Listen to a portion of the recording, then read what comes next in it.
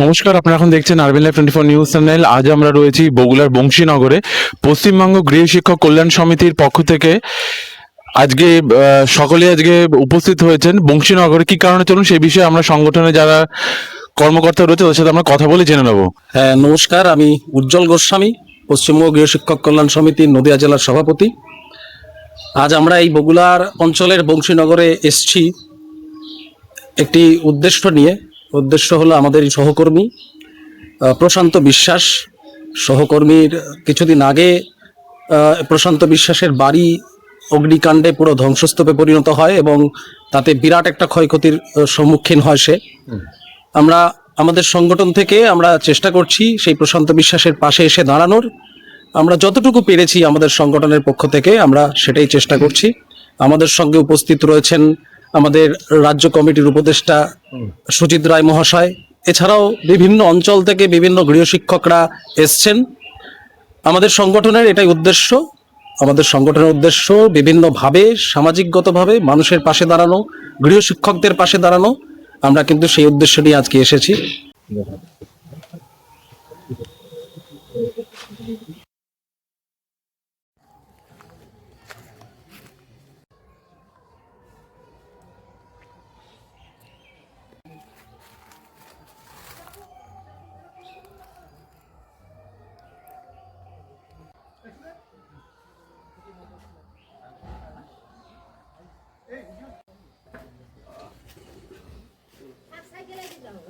আমাদের যে হাসখালী পশ্চিমবঙ্গের যে গৃহ শিক্ষক যে কল্যাণ সমিতি রয়েছে, তারা আমার জন্য অনেক কিছুই করেছে। আজকে যদি তারা এটুকু এগিয়ে না আসতো তাহলে হয়তো আমি আরো অনেকটা সমস্যার মধ্যে পড়তাম। এবার ওনাদের ধন্যবাদ দেওয়ার মতন ভাষা আমার জানা নেই। এবার আজকে আমিও একজন গৃহ শিক্ষক। আমাদের যেমন সব স্যারের নাম হয়তো জানি না। আমাদের জয়ন্ত স্যার রয়েছে, সুজিত স্যার রয়েছে, উত্তম স্যার রয়েছে, উজ্জ্বল গোস্বামী, জাস্ট এই কয়টা নামই জানি। তাই এনারা আজকে জাস্ট খবরটা পেয়েছিল ফেসবুক থেকে। এবার এই সংগঠনের সঙ্গে আমি মোটামুটি যে খুব আগের থেকে যুক্ত সেটা না, আমি বেশ কয়েক মাস যুক্ত হয়েছি, কিন্তু যাই হোক আমি কিছু জানাইনি। তো যাই হোক, যখন ফেসবুক থেকে জানতে পারলো যে আমি একজন গৃহ শিক্ষক পেশায়, তখন এনারাই নিজেরা আমাকে ফোন করেছেন। ফোন করে বলছে আমরা তোমার সঙ্গে আছি। যখন এটা শুনলাম তখন বেশ একটা জোর পেলাম, কারণ আমার তো যা হারানো যা হারিয়ে গেছে। এখন এই মুহূর্তে সব থেকে বড় সম্পদটা কি? আজকে লোকের সহায়তা, আর আজকে যারা সঙ্গে আছে। হ্যাঁ, এবার এর জন্য কি আজকে আমি অনেকটা জোর পাচ্ছি যে আবার এগিয়ে যেতে পারবো সামনে। তো আমি মানে আন্তরিকভাবে বলছি, আমি খুবই খুশি যে আজকে আমার জন্য এরা যেটুকু করেছে এটা আমি কোনোদিন ভুলবো না। এটা চিরস্মরণীয় থাকবে। এমনকি আগামীতে যদি কোনো কেউ প্রবলেমে পড়ে, চাই না ঠাকুর কারো সমস্যা করুক, আমিও ঠিক এইভাবে এগিয়ে যাবো এবং লোককে অনুপ্রাণিত করবো যাতে সকলে পাশে থাকার জন্য। আপনাদের এই অগ্নিকাণ্ডটা বিষয়ে জানতে চাই যে কিভাবে এটা অগ্নিকাণ্ডটা হয়েছিল। এটা আমি তো কন্টিনিউ যখন পড়াতে যাই তখন পড়াতে চলে যাই। সকাল এই 5:30টার সময় ঘুমের থেকে উঠি, তারপর পড়ানো থাকে 6টার থেকে, পরপর 3টে ব্যাচ পড়ানো থাকে। তো যাই হোক, আমি চলে গেছি পড়াতে। যখন সকালে যাই তখন তো নর্মাল কোনো ব্যাপার না, কারেন্টের কোনো ব্যাপার দেখলাম না। আর আমার যে ওয়াইফ, আমার ছেলে ছোট, 4.5 বছর বয়স, স্কুলে নিয়ে যায়, 10টা 10 নাগাদ বেরোয়। তো যাই হোক, যখন স্কুলে চলে গেছে, এবার আমি তখন পড়াচ্ছিলাম প্রাইভেট। মোর এটা পড়ানো ছিল ক্লাস 10 ব্যাচ। তো আমার ফোনে একের পর এক ফোন ঢোকে, আমার শাশুড়ি ফোন করে। এবার আমি ভেবেছি প্রত্যেকদিন, আজকে যখন গাড়িতে আসছি একের পর এক ফোন ঢুকছে, এখনো ফোন ঢুকছে, ঠিক এরকম ফোন তোলে। আমি গুরুত্ব দিয়ে ফোনটা তুলে নিই। হয়তো এমনি ফোন করছে বা খাওয়ার জন্য ফোন করছে। তো যাই হোক, ফোনটা আমি তুললাম না, বাড়ির থেকে একের পর ফোন করে তুলছি না। আর আমি ভেবেছি প্রাইভেট যখন ছুটে গেছে তাহলে আমি বাড়ি চলে যাই, বাড়ি গিয়ে একবারই কথা বলবো। কিন্তু ততক্ষণে যখন আমি ওইখান থেকে যখন আসি রাস্তায়, তখন দেখি অনেক লোকে চিৎকার চেঁচামেচি করছে। এবার আমি কিছু তখনও গুরুত্ব দিইনি। যখন এই মোড়টা চলে এসছে আমাদের বাড়ির, তখন আমার শাশুড়ি কান্নাকাটি করছে যে সব পুড়ে গেল, সব পুড়ে গেল। তখন আমি দেখি এসে যে আমি যখন বাড়ি আসি তখন দেখা যায় 70% পুড়ে গেছে, আর 30% পুড়লো আমার চোখের সামনে। আমি শুধু দাঁড়িয়ে দেখলাম। এবার গ্রামবাসী যথেষ্ট করেছে। আজকে তারা পাশে দাঁড়িয়েছে বলে মোটামুটি আজ আমি এখনো আমার যে কাজ করি সে শিক্ষকতা আবার চালু করেছি, পড়াচ্ছি। আমার এখানে বসবাস, আমার সমস্ত কিছু এখানে ছিল। এখানে অনেক কিছু বলার, জাস্ট কয়েকটা জিনিস বলছি। যেমন আমার ঘরের আসবাবপত্র যাবতীয় যা ছিল, বিয়ের সময় অনেক জিনিস দিয়েছিল। আলমারি, যেমন 2টো আলমারি, তারপর ওদিকে টিভি, বড় এলসিডি টিভি, ফ্রিজ, শোকেস, বললাম এগুলো। তারপর প্রিন্টার ছিল, ল্যাপটপ ছিল, ল্যামিনেশন মেশিন ছিল, হোম থিয়েটার ছিল। আর সব থেকে বড় কথা কি, আমার প্রায় 1.5 লাখ টাকার উপরে বই পড়ে গেছে। এখন পড়ার মতন কোনো বই নেই। এখন আসছে টুকটুক করে 2-একটা বই কিনতে হবে, লিস্ট করেছি। প্রচুর দাম, তো এই মুহূর্তে কেনা হচ্ছে না, তো আগামীতে কিনবো। প্রশাসনের পক্ষ থেকে কোনো সাহায্য পেয়েছেন বা? প্রশাসনের পক্ষ থেকে সাহায্য বলতে, যেদিন আমার এই ঘটনাটা ঘটে সেদিন আমাদের হাসখালী থানার বড়বাবু আর ওদিকে হচ্ছে আমাদের ফাঁড়ির যে বড়বাবু উনি এসেছিল, সুমনবাবু তার নাম, তা উনি এসে কথা বললো অঞ্চল থেকে 5,000 টাকা দিয়েছিল।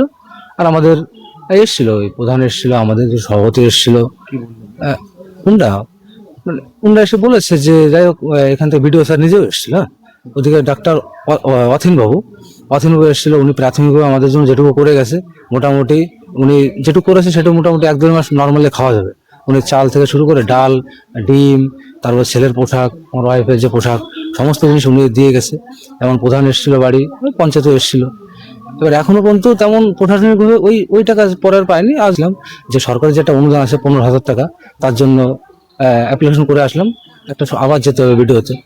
আর ঘরের ব্যাপারটা এখনো পুরো ফাইনালি হয়নি, তবে স্যাররা কথা দিয়েছে, আমাদের শিল্পী ম্যাম এসেছিল, শিল্পী কথা দিয়েছে তোমার এটা আমি দেখছি গুরুত্ব সহকারে যাতে তুমি এটা পাও, এই বিষয়ে। এটা এছাড়া এখনো কোনো অনুদান তেমনভাবে পাইনি, তো আশ্বাস দিয়েছে, ডকুমেন্টসগুলো সমস্ত করে দিয়েছে, আর বাকিগুলো করে দেবে বলে কথা দিয়েছে অথেনবাবু।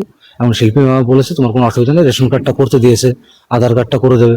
প্রশান্ত বিশ্বাস, আমার গ্রাম বংশীনগর, পোস্ট বগুলা, জেলা নদিয়া, থানা হাঁসখালী। এই যে গৃহশিক্ষক কল্যাণ সমিতির যে অনুদানটা আমাদের তুলে দিল, এটা শুধু আমার কাছে হচ্ছে টাকা না। আজকে আমি তো সবকিছু হারিয়েছি, আজ দীর্ঘ 10 বছর প্রাইভেট পড়িয়ে আস্তে আস্তে আমরা সবাই শিক্ষক, আমরা জানি যে টাকাটা ইনকাম করতে কত কষ্ট হয়, তার মধ্যে সংসার চালাতে হয়। কিন্তু আমার যা হারিয়ে গেছে সেটা তো আমি কোনো পাবো না। কিন্তু এই যে আজকে আমাদের যে পশ্চিমবঙ্গ গৃহশিক্ষক কল্যাণ সমিতির যে অনুদানটা আমার হাতে তুলে দিয়েছে, এটা আমার কাছে আশীর্বাদ স্যার। আমি একদিন দাঁড়াবো স্যার বড়, এটা তো যাই হোক, আমি চাই না যে কারোর কখনো কোনো ক্ষতি হোক। যদি কেউ কখনো বিপদে পড়ে, আমি আপ্রাণ চেষ্টা করব আমি তাদের পাশে দাঁড়ানো। এবং আমি সকল শিক্ষকদের একটা কথাই বলবো, আজকে আমাদের যে ঐক্যটা, বন্ডিংটা রয়েছে, সেটা সকলের জানা উচিত যে আমরা শুধু শিক্ষকতা করি এটাই না, যে আমাদের নিজের পরিবার নিয়ে ভাবি, আমাদের প্রত্যেকটা পরিবারের কথা ভাবে, এটাই সবথেকে বড় ব্যাপার। আমার এতটা কিছু জানা ছিল না, আমি তো বয়স আপনাদের থেকে অনেক ছোট, কিন্তু আজকের থেকে আমি বললাম যে এই বিষয়টা আমি চারিদিকে সবাইকে বলবো যে সকলে আমাদের ঐক্যবদ্ধ হয়ে থাকতে হবে। ঠিক আয়ারও বেঁধে থাকে যে কবিতাটা লিখেছিল, ঠিক কবিতার মতন, যাতে যতই সমস্যা আসুক না কেন আমরা ঐক্যবদ্ধ হয়ে চলতে পারি, যাতে কোনো বিপদ আমাদের পাশে না। সুন্দর। আমি একটা কথা বলি, প্রশান্ত বিশ্বাসকে আমরা বলছি আমাদের পক্ষ থেকে, আজকের এই সামান্য অর্থ আমাদের সবার কাছ থেকে, পুরো নদিয়া জেলার কাছ থেকে আমরা তুলে দিয়েছি, আমাদের গৃহ শিক্ষকদের কাছ থেকে। এরপরেও আমরা এর পাশে থাকছি, ওনার পাশে থাকছি। ও যথেষ্ট ছোট, এখনো ওর একটি সন্তান আছে, 4.5 বছরের সন্তান আছে, তার শিক্ষা ব্যবস্থা রয়েছে। যে কোনো ক্ষেত্রে সব সময়ের জন্য পশ্চিমবঙ্গ গৃহ শিক্ষক কল্যাণ সমিতি ওর পাশে রয়েছে, আমরা এটাকে কথা দিয়ে যাচ্ছি। এমনকি ওর জীবনেও যদি কোনো সমস্যা আসে, আমরা আবার ওর সঙ্গে থাকবো, আমাদের তাতে কোনো কার্পণ্য বোধ করবো না। প্রতিটা গৃহ শিক্ষকের সঙ্গে আমরা ঠিক এভাবেই, প্রতিটা নদিয়া জেলা কেন সারা পশ্চিমবঙ্গে প্রতিটা জায়গায় আমরা কিন্তু এইভাবেই গৃহ শিক্ষকদের পাশে গিয়ে দাঁড়াবো, এটাই আমাদের কিন্তু প্রতিজ্ঞা। এবং এই প্রতিজ্ঞা নিয়েই এই গৃহ শিক্ষক কল্যাণ সমিতি, পশ্চিমবঙ্গ গৃহ শিক্ষক কল্যাণ সমিতি দীর্ঘদিন ধরে পথে গিয়ে চলেছে, আরো সামনের পথে করবে, আমাদেরকে আটকাতে কেউ পারবে না। ধন্যবাদ। ওকে, ধন্যবাদ। আপনারা এখন দেখছেন আরবিএন লাইভ 24 নিউজ চ্যানেল। সঙ্গে থাকুন, পাশে থাকুন, আর দেখতে থাকুন আরবিএন লাইভ 24 নিউজ চ্যানেল।